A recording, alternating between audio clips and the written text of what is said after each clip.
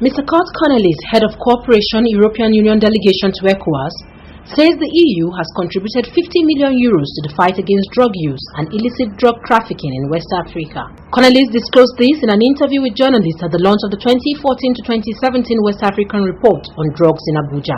He said that the program started in 2014 through EU implementation partners, the United Nations Office on Drugs and Crime, UNODC, following reported increase in drug abuse in the region. You have to know that we support ECOWAS in many areas, and we have noted that the drugs use and also trafficking, illicit trafficking of course of drugs, has become increasingly a problem in West Africa.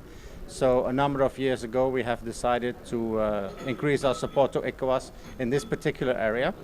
And I'm glad that after a couple of years of work, finally we have a scientific report which demonstrates many aspects of drugs use and trafficking in West Africa. And we have again been confirmed that the problem is growing and that more needs to be done. This particular program, we have contributed 15 million euros for the funding of the activities. The EU official said it was also discovered years ago that West Africa was used to transport drugs, hence the bloc's interest in funding programs that will curb the menace. Cornelis explained that the funds were meant for capacity building, tackling drug abuse and trafficking, as well as obtaining valid data and reports on drugs.